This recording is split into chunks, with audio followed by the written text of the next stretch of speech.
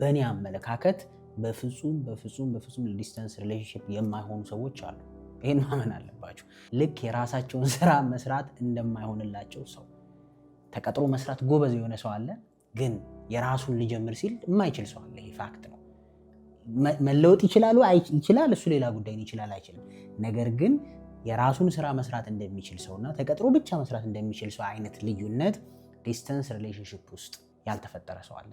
ምናልባት ያ ሰው መጥፎ ሰው ነው ወይ? ላይሆን ይችላል። ክፋት ኖሮት ነው ወይ? ላይሆን ይችላል። ግን ከባህሪ አንጻር ማለት ነው። ዲስታንስ ሪሌሽንሺፕ እውነት ለመናገር በራሱ ከባድ ነው። ምክንያቱም ዘፋኙ ምንድነው የሚለው? ከዓይን የራቀ ከልብ ይርቃል፣ መረሳሳትንም ያመጣሉ። ልክ እንደዛው ሰዎች ከአጠገባችን ሲርቁ በበቂ ማናገኛቸው ከሆነ በበቂ አቴንሽን ኢነፍ ማናገኝ ከሆነ ክፍተት መፈጠሩ የማይቀር ነው። ይሄንን በዚህ ምክንያት ነው ዲስታንስ ሪሌሽንሺፕ ለአንዳንድ ሰዎች አይሆንም ያልኩት። ዲስታንስ ሪሌሽንሺፕ ላይ በነገራችን ላይ ፍቅር ትርጉሙ ራሱ እኮ ይቀየራል።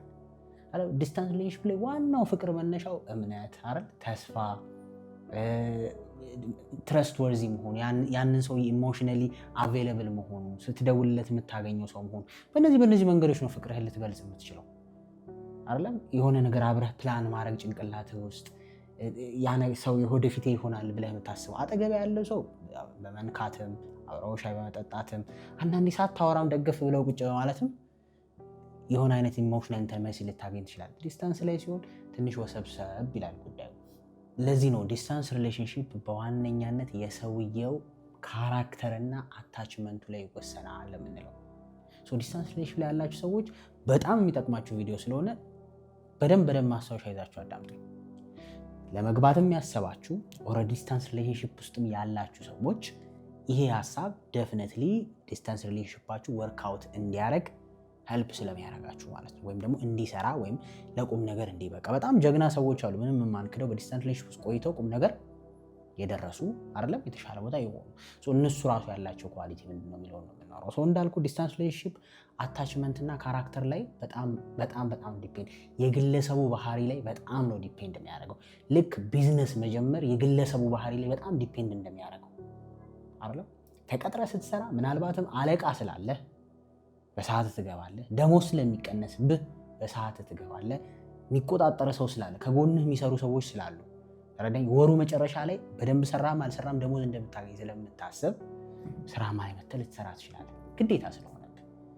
ያንን ባህሪ ይዘህ ሄደህ ግን የራሴን ቢዝነስ ልጀምር ብትል የማይሆነው። ለምን ካልከኝ የሚቆጣጠርህ አለቃ የለም አይደል? የሚቆጣጠርህ ታይም በዚህ ሰዓት ግባ የሚልህ የለም። ችግርህን የሚቆጣጠርህ አይደለም፣ ወይም ያሰብከው ድሪም ነው። ለራስህ ታማኝ መሆን አለብህ። የራስህ ካራክተር ነው እዛ ጋር የሚጫወትብህ ማለት ነው። በአለቃ ስር ተሸፍኖ የመጣ ካራክተር የራስ ስራ ላይ ሲጀምር ያዋርዳል። ምክንያቱም የለማ። ልክ እንደዛው ምናልባት ከስራ ጋር አገናኛው አትበሉኝና ዲስታንስ ሪሌሽንሺፕ ሴም ባህሪ ነው ያለው። ካራክተር ላይ ዲፔንድ ያደርጋል ስንል ምናልባትም የመጣበት ኢንቫይሮንመንት ወይ የመጣችበት ኢንቫይሮንመንት በጣም ጥሩ ያልሆነ፣ መታመን የማይችል የካራክተር ችግር ያለበት፣ ከብዙ ሴቶች ጋር የቆየ ከብዙ ሴቶች ጋር ወንዶች ጋር የቆየች ሴት፣ ይሄ በካራክተር ሬፑቴሽኑ ጥሩ ያልሆነ ወይም አመጣጡ ጥሩ ያልሆነ ሰው ለዲስታንስ ሪሌሽንሺፕ በጣም አስቸጋሪ ነው የሚሆነው። ለምን ካልከኝ ልክ እንደ ቢዝነሱ አለቃ የለም፣ የሚቆጣጠር የለም። ፈተናዎቹ በር ላይ ይቀርባሉ። ግን ምናልባት እዚህ ያለ ሰው ሲሆን፣ ለምሳሌ አንድ ሰው ባለቤቱ 12 ሰዓት መግባት ያስለመደ ሰው አንዳንዴ ሊስት ራሱ ቢፈልግ ሰዓቱ ያስገድደዋል። 12 ሰዓት ወደ ቤት መግባት አለበት። ተረዳኝ? ልክ እንደዛው አጠገብ ስትሆን አንዳንዴ ከብዙ ነገሮች ትጠበቃለህ። 12 ሰዓት መግባትን የሚጠይቅ ሰው ከሌለስ ወይም ያን የሚቆጣጠር ሰው ከሌለስ፣ ከዛ ደግሞ የካራክተር ችግር እስካለብህ ጨምረው በቀላሉ ለመውደቅ ሰፊ እድል አለ። ስለዚህ የካራክተር ችግር ያለባቸው ሰዎች ወይም ስነ ምግባር ችግር እንበለው አይደል፣ የስነ ምግባር ችግር ያለባቸው ሰዎች ሬር ነው ዲስታንስ ሪሌሽንሺፕን የሚያስቀጥሉበት ቻንስ። ምክንያቱም እዚህም ሆኖ ማይታመን ሰው የማይሰማ ኢንቫይሮንመንት ስትሆን ደግሞ እንዴት ልትታመን ትችላለህ? መድኃኒዓለም የሚያውቀው ሴትም ነው ሁለቱም ባይዘው። ስለዚህ ይሄ ወደድኩ ብቻውን ቫልዩብል አይደለም። ካራክተር በጣም ነው መታየት ያለበት። ምክንያቱም አጠገብ ያለን ሰው አልኩህ እኮ በተወሰነ መልኩ ልትቆጣጠር። ለምሳሌ ቤተሰቦቻችን ሲቆጡን ማለት ነው ከብዙ ነገር አልጠበቁንም። ስታድግ ነው የሚገባ። ምናልባት የነሱ መቆጣት ቢለቁን ኖሮ ብለህ አስበው። ውጪ ማደር አይቻልም የሚል ህግ ባይኖር ኖሮ ቤትህ አስበው እንዴት ልትሆን እንደምትችል የሆነ እድሜ ላይ የካራክተር ችግር በነበረበት ሰዓት። ስለዚህ አሁን እንደዛ ሲፈቀድ ምን ያህል ትቆጣጠረዋለህ? በጣም አደገኛ። ሁለተኛ አታችመንት ችግር ካለ ነው። አታችመንት የሚባለው በዋነኛነት አንክሸስ እና አቮይደንት አታችመንት ላይ ያለ ሰው ከሆንክም በጣም አደገኛ ነው ሪሌሽንሺፕ። ምክንያቱም አንክሸስ አታችመንት እንኳን 24/7 እምነት የለም። ስልክ ካልተነሳ የተተውሽ ይመስልሻል ወይ ሆነ ቦታ ሄዳ ይመስላል። ቪዲዮ አብሪው ነው እንትኑን አንኮሻኩሽው ነው አይደል? ድስቱ እንደዚያ እስኪያስመቹ ሻወር ቤቱን እስኪከፈችው ነው። ምክንያቱም አንክሸስ የሆነ ሰው ትንንሽ ምልክቶችን የሪሌሽንሺፕ መፍረሻ አድርጎ ስለሚያስባቸው ማለት ነው። ስልክ ከተዘጋ 22 ጊዜ በዛ በመስሪያ ቤት ስልክ አድርጎ በዛ ምናምን የሚደውል ሰው አጋጥማ በአክስት ልጅ ያኔ ስደውልልኝ የዛሬ 15 ቀን ሚስኮል አድርገ ነበር በዚህ ስልክ በዋትስአፕ ገብቶ በምናምን ይሄ የማይችል ሰው አለ። ገባህልም? በቃ መቋቋም የማይችል ትዕግስት የሌለው ሰው አለ። ሞሮፍ አንክሸስ አታችመንት ያለ ሰው ጤነኛ ሰው የሚያሻሻል እንደዚህ አይነት ሰው ምን ይሆናል? ቁጥጥር ስለሚሆንበት ለዛኛው ሰው ይጨንቃላ፣ ያፍናል። በዛው ልክ ደግሞ አቮይደንት አለ። ትንሽ ስትጋጭ 15 ቀን ጠርቅሞ የሚጠፋ እንዲህ አይነት ሰውም ለዲስታንስ አይሆንም፣ አስቸጋሪ ነው። ይኸውላችሁ አይሆንም ስል እግዚአብሔር ቃል እያወሩ አይደለም፣ ግን አስቸጋሪ ነው እሱን ለመንገር ነው። ምክንያቱም የሚያመጣው ጣጣ ስላለ በዛኛው ወገን የራሳችሁን ብቻ ለማሰብ ያለባችሁ በዛኛው ሳይድ ያለውንም ሰው ይጎዳል። ለዛ ነው ሁለቱ ላይ በጣም መሰረት ያደርጋል። ለዚህ ነው ሰው ዲስታንስ ሪሌሽንሺፕ ውስጥ ከመግባቱ በፊት እንደዚህ አይነት ችግር እንደሌለበት ማወቅ አለበት። አብሾ ካለብህ አይጠጣም አይደል? እንዲህ አይነት ችግር ካለብህ በተቻለ መጠን አቅራቢያችሁ ያለ ሰው ጋር ዴት ብታረጉ ጥሩ ነው። አቅምህን ማወቅ ነው። በፍጹም እምነት የሌለው ሰው አለ። አታችመንቱን ገና ያላስተካከለ ስልክ ካልተነሳ የሚደብራት፣ ስልክ ካልተነሳ የሚጨንቀው፣ የሚያፍነው፣ ልብ ብቱ የሚጨምር፣ የሚንቀጠቀጥ በዛ በዚህ የሚል የት ሄዳ ነው? ከማጋ ሆና ነው? ካሁን ተወችኝ፣ ካሁን ሌላ ወንድ ወሰደብኝ፣ ካሁን ሌላ ሴት ወሰደችብኝ፣ ካሁን ከሴት ጋር ሆኖ ነው አይደል? ካሁን አልፈልገኝም፣ በቃ ሪሌሽንሺፓችን ሊቆም ነው፣ በቃ አይደል? ተስፋ የለውም እያልሽ በትንሽ በትልቁ የምትጨነቂ ከሆነ ሪሌሽንሺፑ ስራ ማያሰራሽ፣ ያጎሳቁልሻል። ቴንክፉል ወይም ምስጋና ያለው ሰው እንዳትሆኝ ያደርግሻል። በስራሽም በህይወትም ሰክሰስፉል እንዳትሆኝ ነው ያደርግ። እሱንም ሲገለበጥ ስራ ላይ ፎከስ አድርገህ እንዳትሰራ አይደል? ፍቅር ደስ ከማለት በዘለለ፣ ፍቅር ተስፋ ከመስጠት በዘለለ የስቃይ ምንጭ ሊሆንብህ ይችላል ማለት ነው በገዛጭ እሱ። አንዳንዴ እነዚህን ሁለት ነገሮች አት ስታርት ማየት ያስፈልጋል። ምን አይነት አቅም አለ ዲስታንስ ካሉብንና እዛ ሪሌሽንሺፕ ውስጥ ከሆንን እንዴት ነው ፊክስ ማድረግ ያለብኝ ይሄን አታችመንትና ካራክተሬን ማለት ያስፈልጋል። ምክንያቱም በጣም ዲሲፕሊን የሚጠይቅ ነገር ስለሆነ ዲስታንስ ሪሌሽንሺፕ። ይሄን የምላችሁ ደግሞ ከራሴም ኤክስፒሪየንስ ከጓደኞቼም ኤክስፒሪየንስ ዲስታንስ ላይ ያሉ ሰዎች ብዙ ስለማቅ ነው። ያን ዲስታንስ ሪሌሽንሺፕ ያቆየው በጣም ፍቅር ማወቃቸው አይደለም፣ በጣም የሌለ ኮንቲኒዩስ ተናጋሪ መሆናቸው አለ። አንዳንዴ ካራክተር በጣም ነው የሚጠብቀው ሪሌሽንሺፕ። ገባ? ቢከፋም አርፎ ቁጭ የሚል ሰው አለ። ቢደብረው ጥቅልል ብሎ የሚተኛል። ቢደብረው ስራው ላይ የሚያጠፋ ሰው አለ። ቢደብረው ቢከፋት ስራው ላይ የምታጠፋ ሴት አለች። ይሄ የሚመጣውን ከካራክተር ነው። ሲደብር መጠጥ ከሆነ የለመድከው፣ ሲደብር ሌላ ሴት ጋር ከሆነ መሄድ የለመድከው፣ ሲደብርሽ እሱ እንዲህ ነው እያልሽ ሌላ ሰው ጋር ማውራት ወይ ቤስት ፍሬንድ የምትዩ ሰበብ ወይ ኤክስሽ ጋር ምናምን ስላይድ የምታረጊ ከሆነ ሁለታችሁ ማትጠቃቀሙ ትጎዳዳላችሁ። ስለዚህ አደገኛ ነው ስንል ይሄ ነው። ታዲያ ዲስታንስ ሪሌሽንሺፓችንን ኪራ እንዴት ነው ሄልዚ ማድረግ የምንችለው?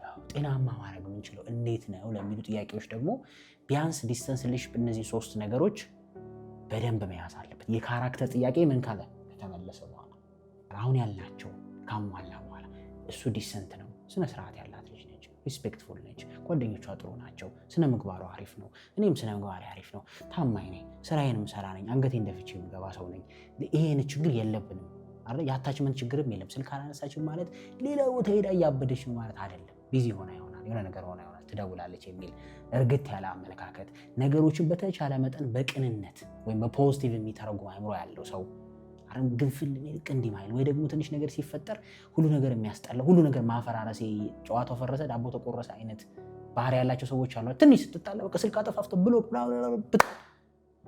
እንደዚህ አይነት ሰው አቮይደንት ሰው እውነት ለመናገር ከዛ ዝም የሚል በቃ እንዳልተፈጠረ ላሽ የሚል ማለት ነው።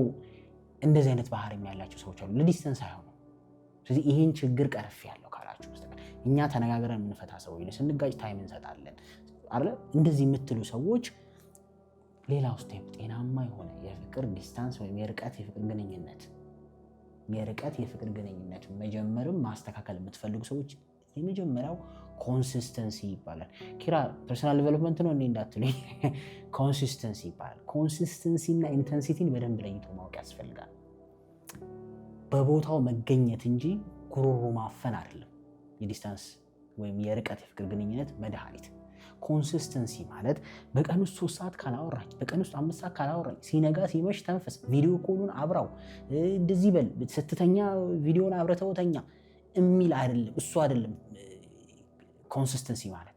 ኮንሲስተንሲ ማለት በቋሚነት 10ም ትሁን 5 ደቂቃም ትሁን 3 ደቂቃ እንዳለ በተመሳሳይ ሰዓትና በተመሳሳይ ሁኔታዎች ላይ ያንን ሰው አለው ማለት ወይም ደግሞ ያን ሰው ማስታወስ።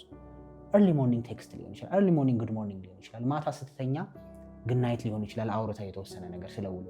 ቀን ላይ ምሳ ስትበላ ቴክስት ከሆነ ካስለመድከው ቀን ላይ ምሳ ስትበላ ቴክስት ሊሆን ይችላል። ርዝመቱ ሳይሆን ኮንሲስተንሲው በጣም ኢምፖርታንት ነው።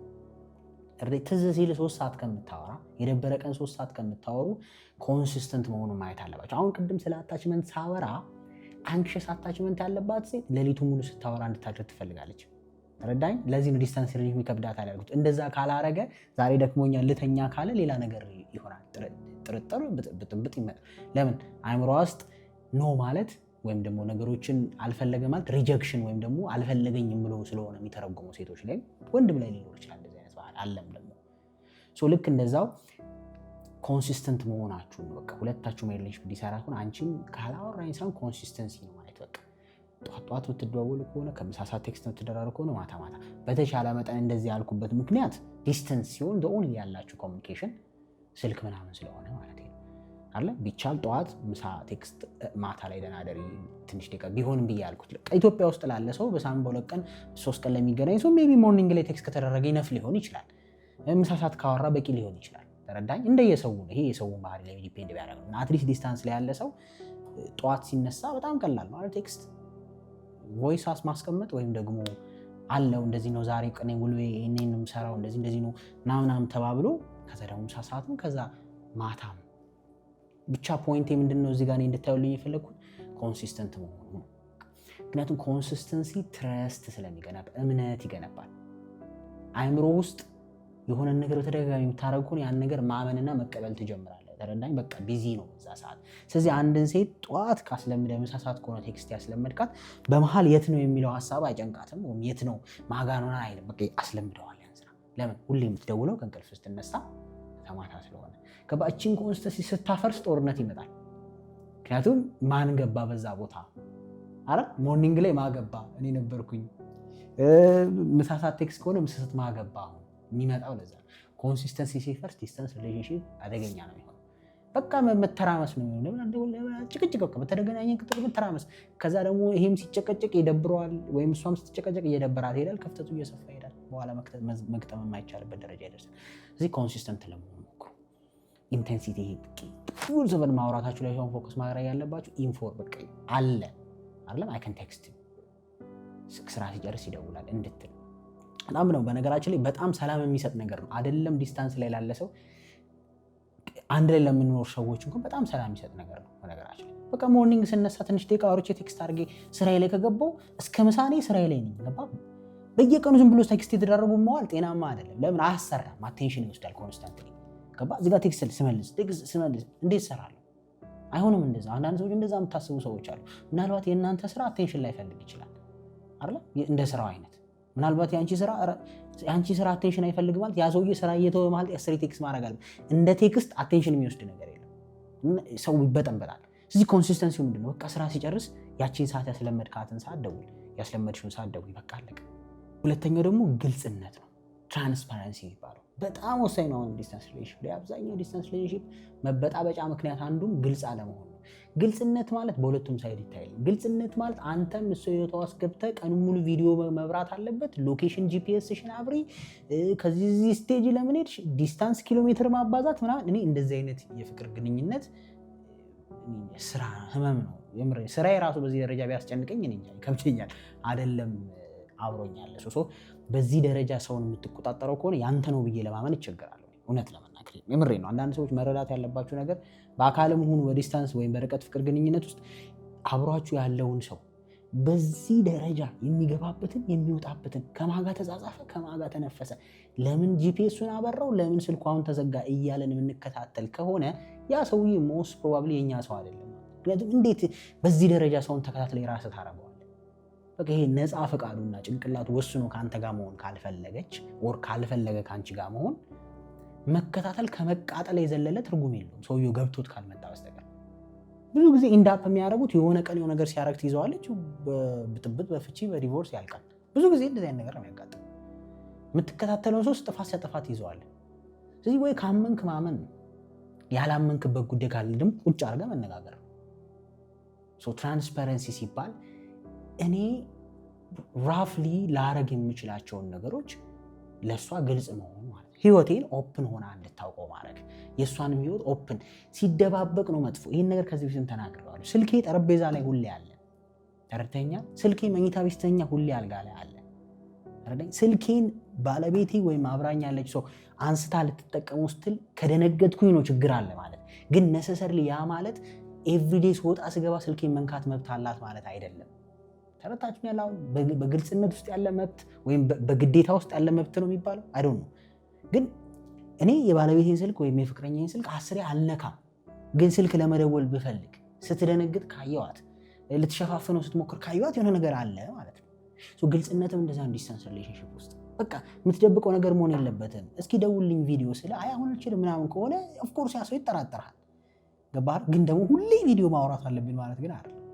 ሰዎች የጨነቃቸው ሰዎች ስለኛ ግልጽ ያልሆነላቸው ሰዎች ስለኛ የተጠራጠሩት ነገር ካለ ግልጽ ማድረግ በጣም ወሳኝ ነው። ዲስታንስ ሪሌሽንሺፕ ላይ ሰዎች ጭንቅላታቸው ውስጥ የጥርጣሬ መንፈስ እንዲያደር አድርገህ ከተኛ የምሬ ነው ያን ሪሌሽንሺፕ አትፈልገው ማለት ነው። ይሄ ወንዶች ጀግና ሆነ አይደለም እሷ ጭንቅላቱ እንደዛ፣ ምክንያቱም አይቆምም። ከዛ በኋላ ኢንዳፕ የሚያደርገው በመለያየት ነው። እንደዚህ አይነት ግንኙነት ለምን ጥርጣሬ እየበቀለ እያደገ ጭንቅላታቸው ነው። ሴቶች ደግሞ ብዙ ጊዜ ተናግሬያለሁ፣ በጣም ረጅም ርቀት ነው የሚሄዱት በጭንቅላታቸው። ለዛ ነው ብሬክአፕ ካረጉን ከ2 ወር በኋላ ነው እኛ የሚገባል። እሷ ኦልሬዲ ሪሌሽንሺፕ ውስጥ ሆና ትታለች። አንተ የሚገባ ወስና ወይም ስትሄድ ነው። ለዛ ነው ሴቶች ብዙ ጊዜ ብሬክአፕ ላይ ከወንዱ ቀድሞ የሚሄዱት። እዛው ሪሌሽንሺፕ ውስጥ ሆና ብትተውህ ቢቆም የሪሌሽንሺፕ ምን ልትሆን እንደምትችል እያሰበች ትቆያለች። ስለዚህ አንዳንዴ ፑሽ አርጋ ዝም ማለች ማለት እየሞከረች አይደለም ማለት አይደለም፣ ልትተው እየሞከረችም ሊሆን ይችላል። ስለዚህ you should be careful። ጥርጣሬ ውስጥ የሚከታት ነገር ካለና ያን ሪሌሽንሺፕ የምር የምትፈልገው ከሆነ ግልጽ አድርገው። በቃ አለቀ። ምንድን ነው ያስጨነቃት ነገር? እንደዚህ ነው። ትራንስፓረንሲ ማለት ያ እንጂ በጣም ስላሉ ነው ዲስታንስ ሪሌሽንሺፕ ላይ ሆኖ ቪዲዮ ኮል ከጠፋ ጦርነት፣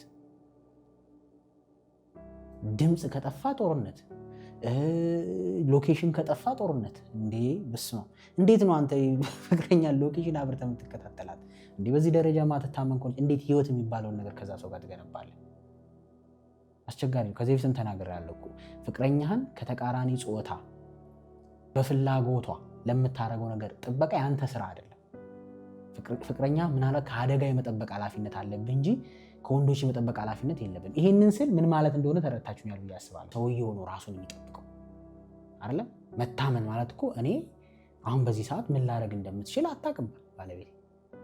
ስለዚህ መታመን ማለት እኔ ራሴን ከማላውቀው ነገር መጠበቅ እንጂ ጠብቃ አትችለውም። ስራዋን መጠበቅ ቢሆን ህይወቷን አትኖርም፣ ታብዳለች። ስራዬን እሷን መጠበቅ ቢሆን በዚህ ሰዓት እኔ ቁጭ ብዬ እናንተን እየሰራው አይደለም፣ ከዚህ ጋር ላወራችሁ አልችልም። ረዳኝ። ስለዚህ ያን አይነት ዲስተንስ ላይ ደግሞ አባዙት በ10 እጥፍ። የግልጽ ግንኙነት ላይ በዚህ ደረጃ ግልጽነት ካስፈለገ በአካል እየተገናኘ፣ የዲስተንስ ሲሆን ደግሞ በጣም ግልጽነት ያስፈልጋል። ምክንያቱም ጥርጣሬዎች ስለሚኖሩ ከዋጋ ነው የት ነው። ምክንያቱም አንዳንዴ ከጓደኞች ጋር እኮ የተጫወትኩኝ ስትል በቃ ላታምነት ትችላለህ። ያ ጥርጣሬ እንዲያድግ ማድረግ የለብን። ከምር ከጓደኞች ጋር ከሆንክ ፕሩፍ አድርግላት፣ ምን ችግር የለውም። አንዳንድ ጥርጣሬዎችን እዛው ማቀጨጭ እንችላለን ረጅም ርቀት ሳይሄዱ። አንቺ ደግሞ በቃ እንደውም ቻው ምናምን ብለህ ስትዘጋ ግን አንተ እኮ ከጓደኞች ጋር ተናደህ ሊሆን ይችላል ይዘጋው። እዛ ሰው ጋር ግን እውነቴን ነው ማለት ነው የተጠራጠርኩት፣ ለዛ ነው ያላሳየኝ ይመጣል። እዚህ በጣም በተሻለ መጠን ግልጽነትን ክፍት ለማድረግ ሞክር። ሶስተኛው እና በጣም ኢምፖርታንቱ ቃል መግባት ሳይሆን ፕሮግረስ ወይም ደግሞ ጉዞ ያስፈልጋል።